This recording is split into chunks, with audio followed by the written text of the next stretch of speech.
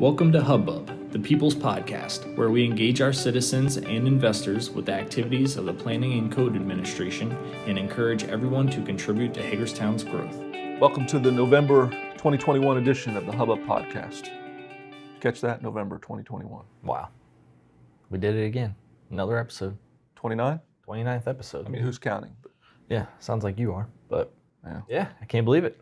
Yeah. I'm always amazed that they let us do another one, But here we are. We haven't been canceled yet, so.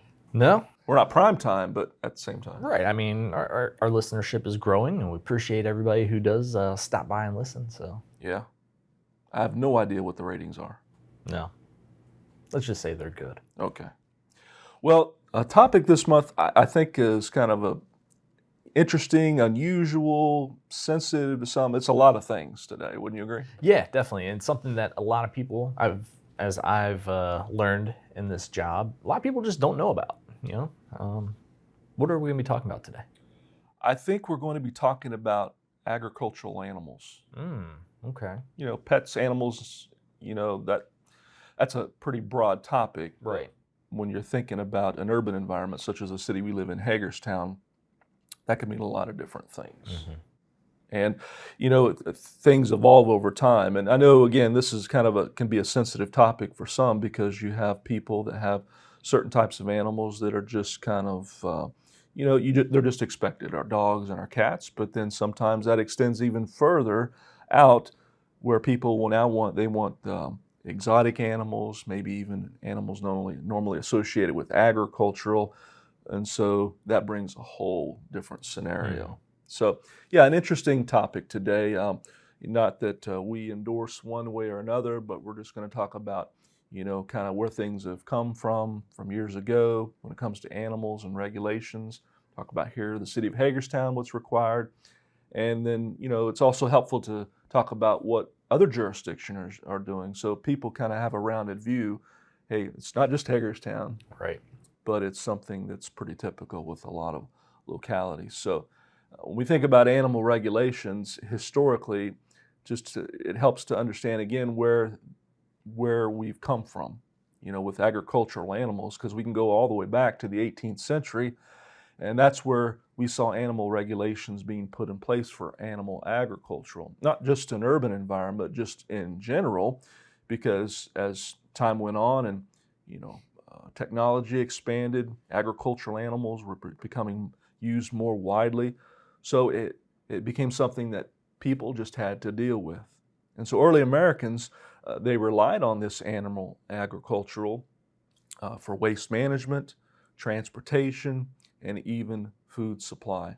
So you had this circle that kind of slowly evolved as agricultural animals were introduced into society. When we think about waste management, what are we talking about? Well, for example, you have all types of agricultural animals, and a byproduct of what they eat is animal waste. So hogs, they would clean up household slop that the people put out of their households. The chickens would, eat up what was left behind by the hogs. And so you had this cycle of food and waste. So that had to be something that had to be dealt with. That had to be regulated. Of course, back then, horses were the fastest means of transportation. So there were byproducts of that. And then, sheep and goats, as we've talked about in past podcasts, people would keep those not just for agricultural use, but it would help keep the grasses short for a number of reasons, as we talked about. So, we've seen this thing evolve over time. And so all of these animals, even dairy cows, they supplied food products as well, such as milk. So the point is, as we mentioned this, is because as these agricultural animals were introduced into society, they provided a lot of benefits, but then there were also challenges and problems that had to be dealt with as well. And so they had to be regulated. So that brings us to, where we are today, why we have certain types of animal regulations. Right, yeah, as you said, they were there for a reason at the time, and there were great reasonings. But then, as you mentioned also, the technology has changed to where we may not need those types of animals in those certain situations. So moving on to the 19th century, local ordinances were enacted to remove animals from the cities to align with the field of public health for hygienic cities. Surprisingly, we found the first law passed in 1705, and that was in Philadelphia. This was a law preventing cattle and swine from running at large through the streets. I mean, could you see that happening now? See cows and pigs run through the streets? That happens. I have chickens running at large where I live right now. Yeah. It just blows my mind that that was a thing, but it makes sense why that has been changed. Another early law that was passed was for Central Park's sheep meadow. It no longer existed after 1934 when Robert Moses moved his sheep from Prospect Park. And, this was only in 1934 that this has changed. So relatively somewhat newer laws.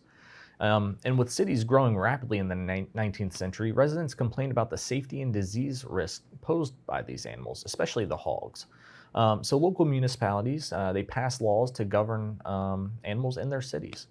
Unfortunately, laws were not passed in tandem with household waste disposal.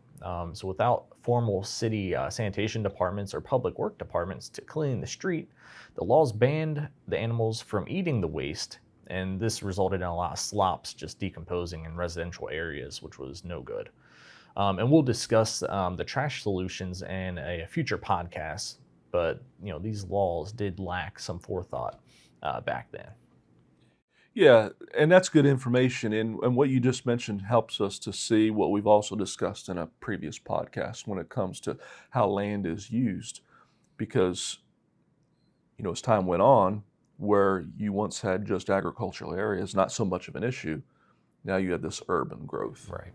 And you had this clash. Mm-hmm. So again, kind of where I live, I'm not faulting the people around me. I live in a little bit of a rural area, but, there are the challenges with it around it. So anyway, yeah. So that's why as times, sometimes laws catch up, like you mentioned, everything wasn't going at the same pace. So they've got these issues now that they've got to catch up with laws. And that included, again, zoning and land use. And so we're looking at like by the 1930s and then even by the 1950s, even land use or zoning laws were put into place. And in many cases, prohibiting these types of auxiliary animals, as they call them in the city of Boston. You have the city of Philadelphia. They didn't permit the keeping of farm animals in residential zones, except for one. And then by the mid-20th century, animal agriculture was simply absent from zoning codes in the great majority of America's biggest cities. So you see this involvement in zoning law. Poultry farm animals were the last type of animal banned in the earliest 20th century, and they have often even been first reintroduced to areas. So you had this, hey, none, we're not going to have any in any jurisdiction. But now, as we've seen over the last few decades, we've seen, okay, let's kind of reintroduce this, but let's keep it controlled. Good stuff right there. Yeah. And then we have urban agricultural. That's a common term, even used in the 21st century areas. And some cities have permitted even things like beekeeping and hens throughout the areas, using language such as honey and eggs ordinances. So again, it goes to that, how try to control this. And what that's resulted in is other areas of expansion in urban areas. And that means things like cultivating, processing, distributing agricultural products in urban and suburban settings. And that could even include warehouse farms, community gardens, rooftop farms, hydroponic facilities, and other arrangements. So yeah, you see that, and sometimes we see pictures in media, especially in urban areas, really tight urban cities like New York and other areas. They allow these rooftop gardens and things. So it helps people. It's kind of a morale thing. It really helps people to kind of deal with that.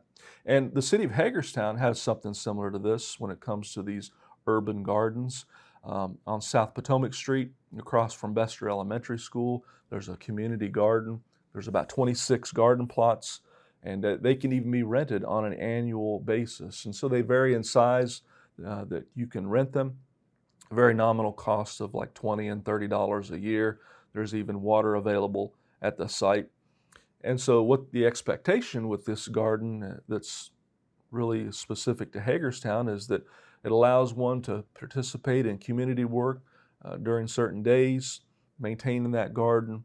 So if you're interested in perhaps looking into one of these community gardens, certainly reach out to the engineering department. And they have applications. They'll review them in January and February. So right now is a good time to put in that application and see what it's all about and see if you'd like to support that. So a nice thing. I've driven by there a few times. And Me too. It's a very nice area. I didn't know much about that, but it is interesting. yeah, And as we mentioned, areas are just starting to permit certain agricultural uses in urban settings, depending on the community that you live in. Make sure you check with your local jurisdiction on what can be permitted in your local community. Chickens are the most common type of agricultural use being reintroduced into areas. These ordinances are either being recently adopted or introduced to permit the keeping of chickens on properties. As Sean mentioned earlier in the podcast, people like to keep different things as pets, not necessarily for their utilitarian use. So it is cool seeing some of these types of animals being reintroduced into the communities. And here are some other items that are permitted in our area. We're going to focus on our local area since each location can vary depending on the local community needs and wants. In Maryland, if you keep or care for chickens, they must be registered with the Maryland Department of Agriculture. And this is a free registration. The program helps protect domestic poultry industries from the spread of disease. In Maryland, counties and cities can regulate chickens on how they see fit for their community. For example, here in Washington County, there is no distinction between animals. So really, in the eyes of here in Washington County, a chicken is the same as a horse. I know it sounds silly, but there is no distinction between animals. But there are setback requirements for animal structures. So generally speaking, the structure is to be 100 feet from the property line. A property owner can apply for a variance to be closer to a line, and then it's up to the local Board of Zoning Appeals to determine if a variance is allowed at that particular location. Smithsburg is a local jurisdiction here in Washington County, and they permit up to 5 hens per lot. This jurisdiction has requirements for the size of the hen house and setback requirements. So that's a little bit of local information on what happens here in Washington County. Yeah, it's good you mentioned that about chickens because that is one of the most popular, I would say, types of agriculture animal that we're exposed to in Hagerstown. In the recent past, I've run across a couple situations where what happened was they had small children. The parents wanted chickens just to help with education and giving their children the experience, right? Mm-hmm. And so, we can understand that. But again, there are regulations there for a purpose. And I remember one story down in Virginia when I worked in that locality that was what happened. And the lady bought the chickens. And this was a nice subdivision. And she bought them, fenced-in backyard, thought she was safe, thought she had bought all hens. Till one of them got big enough to cock-a-doodle-doo. Oh my. And so that's what brought me to the house is the neighbors about the rooster. So, yeah. The noise is usually what does it. Yep. Yeah, absolutely. So, yeah, it's good to know those things. And, that's, Washington County is right in line with, what much of the state of Maryland does. And we're going to talk about some other areas in the state of Maryland. We're going to talk about 4 counties and then also the city of Baltimore, what their regulations are when it comes to chickens, just for comparison purposes. So, for example, Howard County permits chickens, but the lot must be at least 10,000 square feet and only have a single-family home on the lot. If you meet this criteria, you could have up to 8 hens, and there are some other requirements in addition to the size of the lot. Anne Arundel County, they permit domestic fowl, which includes chickens and ducks. But another regulation is that the lot must be a certain size, and there is a chart for determining the number of animals permitted. We have Annapolis in Anne Arundel County, which is our state capital, of course. It allows up to 5 chickens on a property, but only if the abutting property owners agree to you owning the chickens. So that's interesting. The fact is that surrounding properties are affected when you have chickens. Again, using my case, The neighbors do have a chicken coop, but a lot of their chickens run loose. They bully my cat. He runs off. They eat all his food. My wife's out there running chickens off. Yeah, we're not going to get video of that. But anyway, yeah. Then we think about Baltimore County. They require an acre of land to have fowl and livestock, with the exception of Asian pot-bellied pigs. And Baltimore City, they permit chickens, but no more than 4 chickens if your lot is less than 2,000 square feet. And in Baltimore City, you can have an additional chicken for each 1,000 square feet of land you have over 4,000 square feet. So, yeah, when you think about 2,000 square feet of land, that's a big number per se, but it's not a lot of land. No, it's really not. Some good information on those surrounding areas that are close to here in Hagerstown. And speaking of Hagerstown, where we are currently at, we do not permit chicken or fowl at all. This has been in our code for some time. We recently spoke to our elected body back in May of this year regarding the prohibition of fowl in Hagerstown. This was kind of my doing. I had a concerned neighbor that called in a concern about ducks in their neighbor's yard. Unfortunately, you cannot have ducks in your yard. And they were there. They had a nice little setup there, but the code states that no fowl are allowed. And during this discussion with our elected body, we discussed that our living quarters are close in Hagerstown, and some areas are densely populated. Approximately 30% of Hagerstown's lots are less than 2,000 square feet. So going back to what Sean said, 2,000 square feet is not much when we're talking about land. The local Humane Society spoke at this meeting, in addition to city staff, explaining that big box agricultural stores, they sell the cute little chicks and ducklings in the springtime, but then they do eventually grow up into chickens and ducks. And people are surrendering these animals to the Humane Society because they don't want them anymore.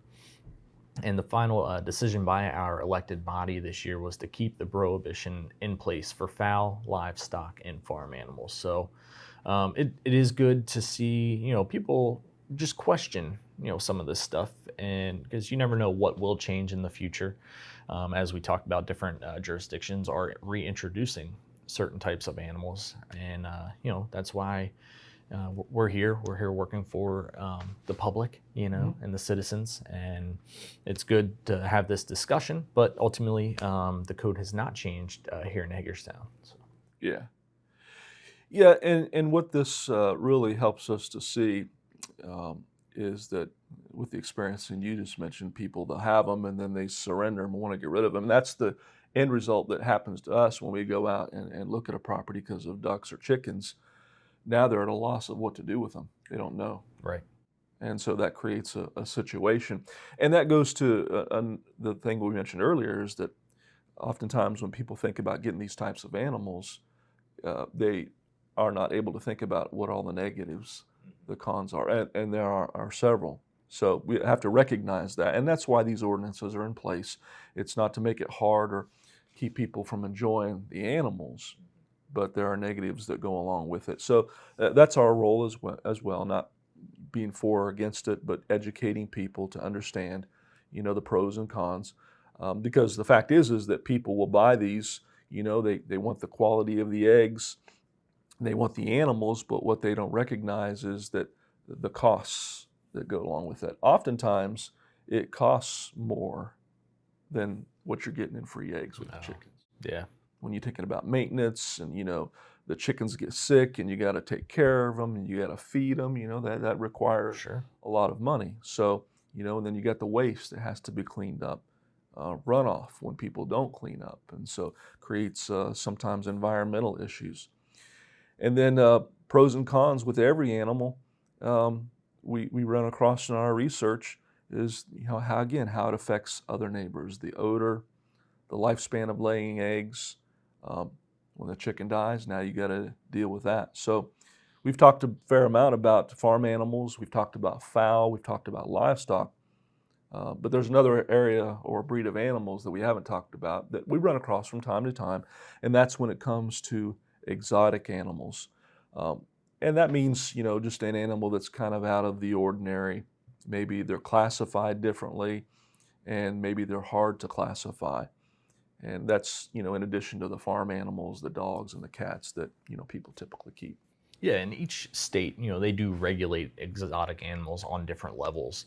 Here in Maryland, there are a lot of prohibitions on which animals are not allowed. For example, you cannot have fox, skunks, raccoons, or bears. You cannot have alligators or crocodiles. You can't have any member of the cat family other than a domestic cat. A hybrid of a member of the cat family and a domestic cat if the hybrid weighs over 30 pounds. A member of the dog family other than a domestic dog. A hybrid of a member of the dog family and a domestic dog. Non-human primates, including lemurs, monkeys, chimpanzees, orangutans, gorillas, a loris or tamarlin, not sure what that is, but you cannot have it. And also poisonous snakes in specific families. And, I can't imagine having wanting a poisonous snake, but I know there are a bunch of people out there that want these exotic animals. So, yeah, we do run across them from time to time. Where I live down in Virginia, and I ran across some people that hold monkeys. Yeah, that's wild. It looked like a little. They had the whole outdoor cage and everything, and they had monkeys. Yeah, crazy thing. Yeah, it is. Yeah. So we're talking about the state of Maryland, state law, and state law trumps local law. So we have to look at that. We have to expand on that as well. So when we think about Maryland law, if you have one of these type of prohibited animals that Donnie just mentioned, even the fines, it's important to recognize what the penalties. If a person's holding on to these, they can be found guilty of a misdemeanor, subject to fines of up to $1,000, and the animals can even be seized. So, nobody wants to see that happen as well. But when it comes to Maryland law, this law has been in place since 2002. And if you are able to have them, or permitted to have them, such as zoos or circuses, there are certain types of licenses and requirements to have ownership of such animals. So it's good to check, to do your due diligence, to check with local ordinances and jurisdictions. In our case, the city of Hagerstown, or wherever you may live. It would also be due diligence to check your local state laws as well. As much as local localities are in line with state laws, they're not always. It's not, it doesn't matter the reason or why, but it's good to check with state law as well. Now, here in the city of Hagerstown, when it comes to exotic animals, our code is silent in that respect. So we do look to state law to govern these types of animals, and we do not specify if the type of animal of ownership is prohibited. So we do run across these things, and sometimes we do have to look at state law, and we have to take that into consideration. And for example, in the past, we had a situation where we had to deal with a house full of snakes. Worked with the Humane Society on making sure the snakes were well taken care of, but there was nothing in violation of local or state laws. Now, as you mentioned, there are certain types of poisonous snakes that are prohibited, but in this case, these types of snakes were not prohibited, and so they were permitted to stay in the home. So again, it's just good due diligence to see what the regulations are, the types of animals, even the number, and checking with local jurisdictions. And as we've said a number of times in this episode, just check. Oftentimes when we talk to someone and they'll say, so-and-so told us it was okay. Well, that's not enough for us to go on. We can't say, okay, you can do this, you can have these animals or whatever based on somebody told you. Yes, it's way too often. Yeah. Have something in writing, have an ordinance, a code section that helps you. So, just a lot of good things. And if people do their due diligence, again, we can't emphasize that enough, it can save a lot of heartache. Yeah, we are more than open to questions anytime. And if you want to reach out to us and ask us some of these questions on what is prohibited or allowed in here in Hagerstown, you can find us on social media. You can search for PCAD City of Hagerstown on Facebook, Instagram. We're also on LinkedIn. You can also follow this Hub-Bub Podcast. Listen back to our previous 28 episodes. We're on YouTube. If you search for the Hub-Bub Podcast, we're also on Apple Podcasts, Google Podcasts, every major podcast platform out there. But if you're on Apple Podcasts, make sure you give us a rating so people that are interested in this kind of stuff, they'll be able to discover us a little bit easier. And if you're on YouTube, make sure you like the video, subscribe to the channel so you don't miss any future episodes. So moving on, we got the weird news story of the month. And this one's a good one. This is funny. So the title of this one is Family Realizes Pet Dog Might Be a Bear After the Animal Starts to Walk Around on Hind Legs. So, all right, listen to this. A family in China, they bought what they thought was a Tibetan Mastiff puppy, and they were amazed by the size that it grew. Kept eating, and after reaching 250 pounds and starting to walk on its hind legs, they realized that their dog wasn't quite a dog at all. Come to find out, it was a black bear. So this bear was fortunately safely transported to the Yunnan Wildlife Rescue Center, and now it's being properly taken care of. But how wild is that? You get a puppy, you think it's a regular dog, ends up being a black bear.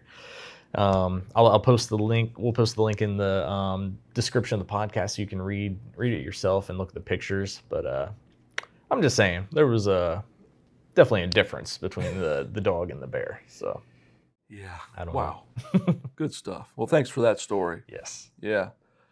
Well, our next episode will be a timely one. I'll say that. Mm-hmm.